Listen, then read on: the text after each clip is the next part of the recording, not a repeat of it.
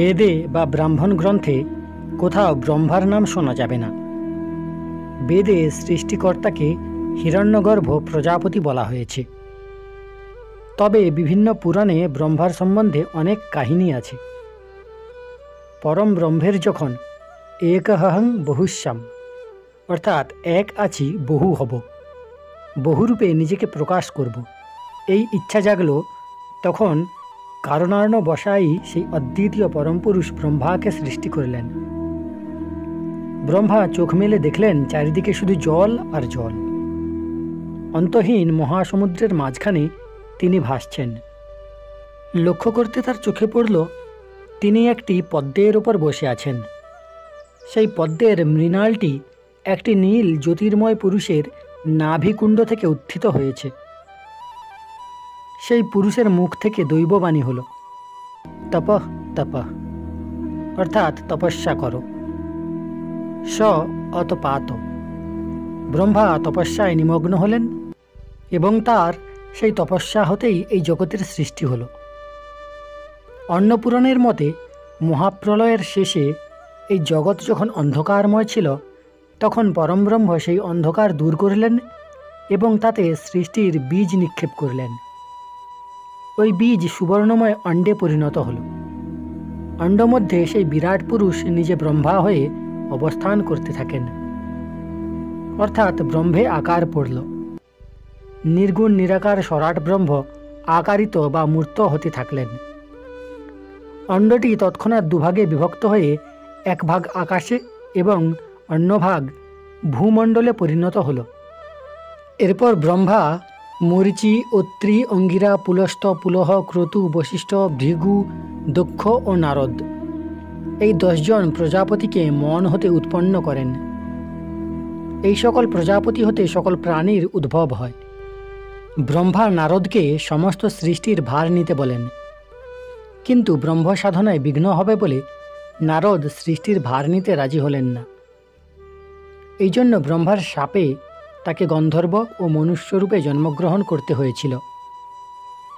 সরস্বতী ব্রহ্মার স্ত্রী, দেবসেনা ও দৈত্যসেনা তার 2 কন্যা। ব্রহ্মা চতুর্ভুজ, চতুরানন এবং রক্তবর্ণ। প্রথমে তার 5টি মাথা ছিল, কিন্তু একবার তিনি শিবের প্রতি অপমানজনক বাক্য প্রয়োগ করায় ক্রুদ্ধ শিবের ললাট নেত্র হতে উদ্ভূত অগ্নিতে তার 5ম মস্তক দগ্ধীভূত হয়। ব্রহ্মার বাহন হংস।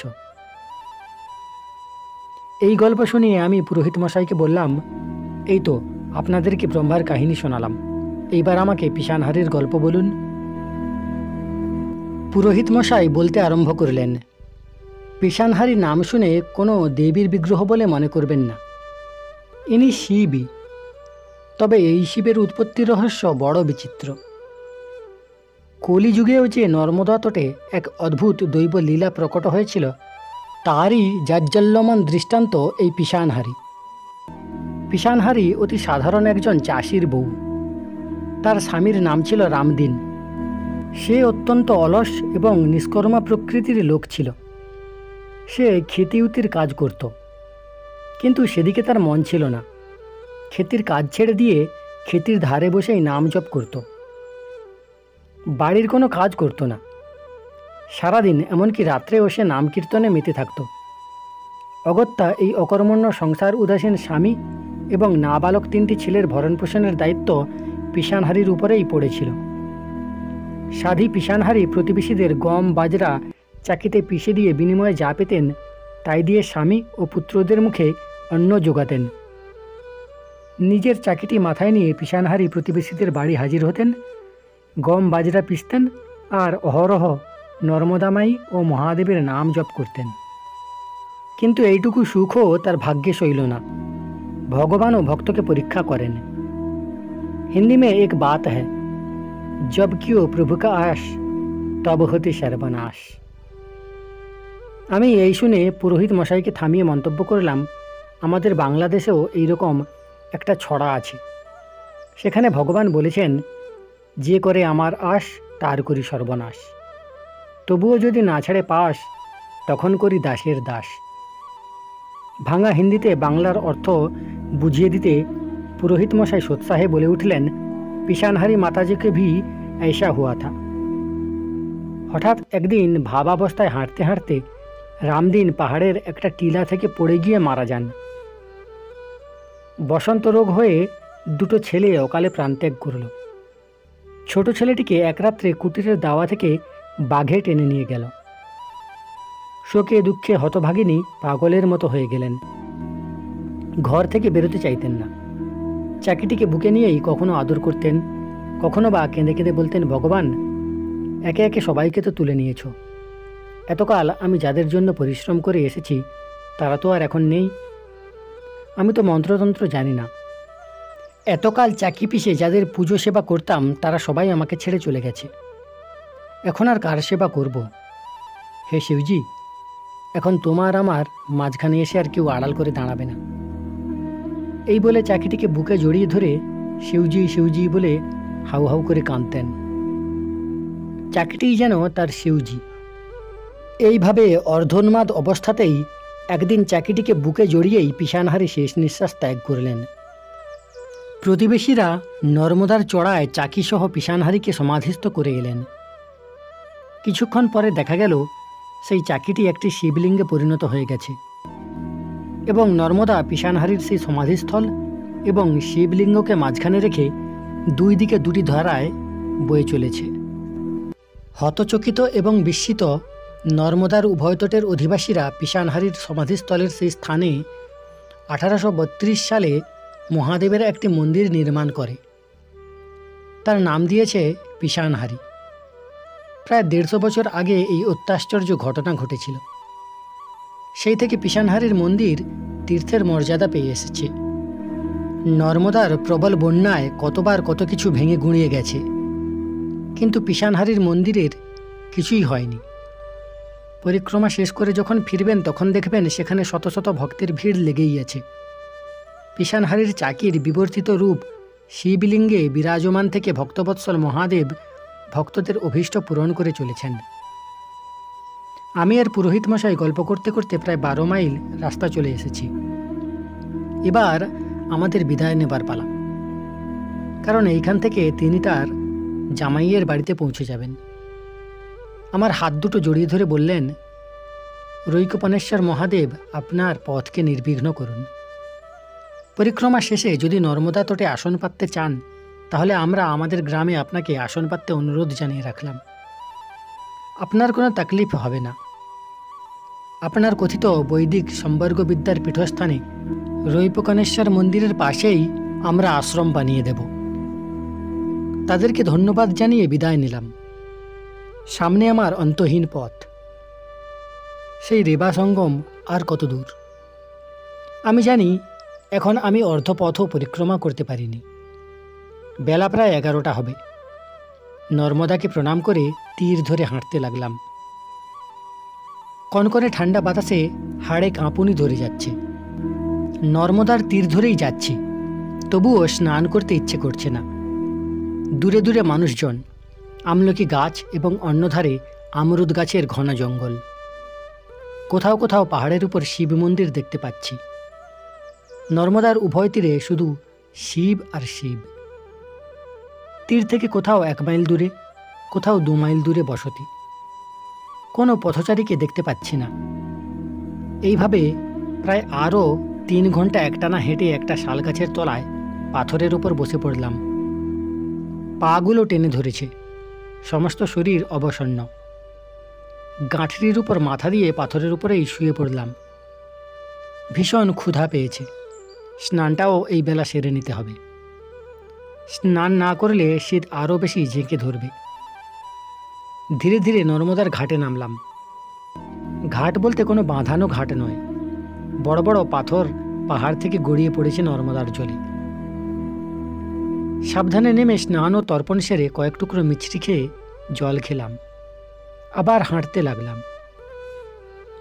একটি ছোট জঙ্গল পেরিয়ে একজন পথিককে চোখে পড়ল। সে রাস্তার বাঁকে মোড় নিতে গিয়েও আমাকে দেখে দাঁড়িয়ে পড়ল। কাছাকাছি কোনো থাকার মতো মন্দির আছে কিনা জিজ্ঞাসা করায় 3 মাইল দূরে একটা মন্দির আছে, কিন্তু সন্ধ্যা হয়ে আসছে, মন্দিরের পথ জঙ্গলাকীর্ণ, সেখানে পৌঁছতে পারবেন না। তবে আধ মাইলটা গেলেই শাহগঞ্জে পৌঁছবেন। সেখানে খাটোলা গোঁড়দের বসতি আছে, খুব বড় মহল্লা। সেখানে মন্দিরও আছে, একটি ছোট স্কুল বাড়িও আছে। সেখানে রাত কাটালেই আপনার পক্ষে ভালো হবে। নমস্কার জানিয়ে সে চলে গেল। আমি শাহগঞ্জে এসে পৌঁছলাম। সেখানে শিব মন্দির পেলাম বটে, তবে মন্দিরটি এত ছোট যে শিবলিঙ্গের পাশে হাত পা মেলে শোয়ার উপায় নেই। স্থানীয় লোকেরা আমার সমস্যা জানতে পেরে থাকবার জন্য স্কুল বাড়ির একটি কামরা খুলে দিল। পরিক্রমাবাসী জেনে শ্রদ্ধা ভরে এক ঘটি দুধও এনে দিল। দুধ খেয়ে শুয়ে পড়লাম বটে, কিন্তু হাত পা কোমরের অসম্ভব যন্ত্রণায় কিছুতেই রাত্রে ঘুম এলো না।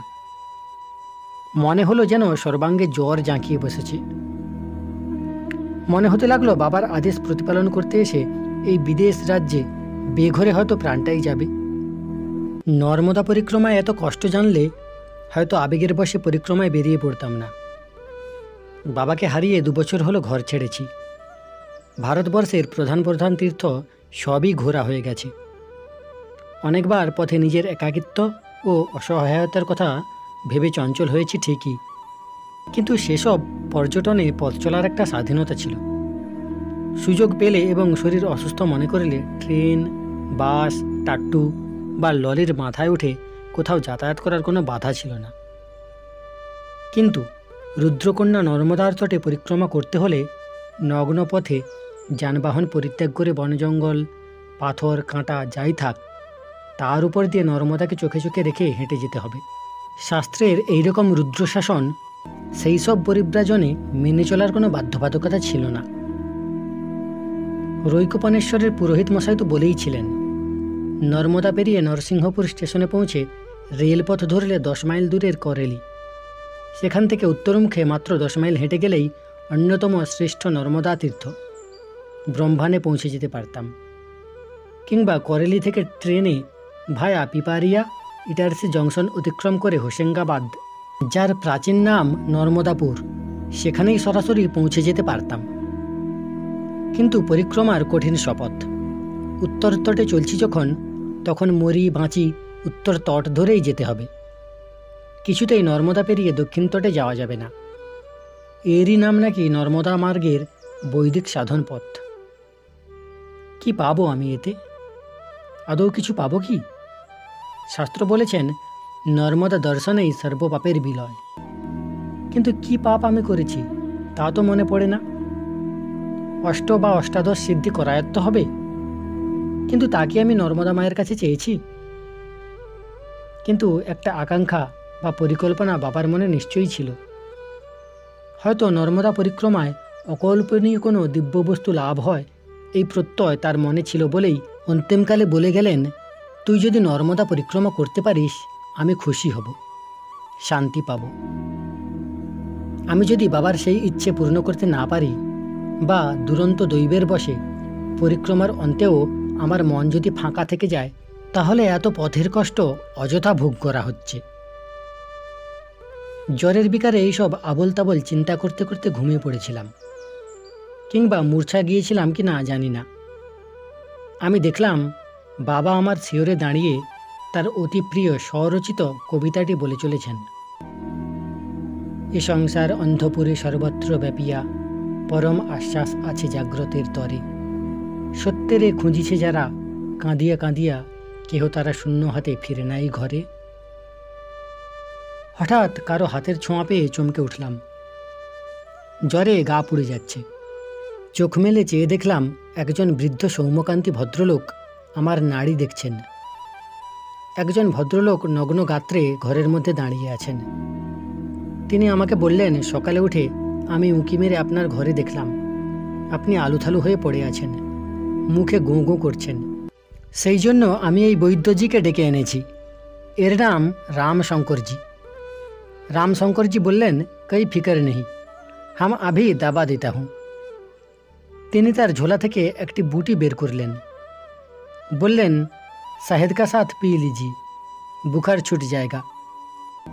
বৈদ্যজির কথা শুনে সেই ভদ্রলোক সঙ্গে সঙ্গে তার বাড়ি গিয়ে খড় নড়িয়ে এনে মধু দিয়ে বড়িটি মেরে দিলেন। আমি লোকটির হাত ধরে উঠে বসে ঔষধ খেয়ে শুয়ে পড়লাম। নিজেই তিনি তার পরিচয় দিলেন।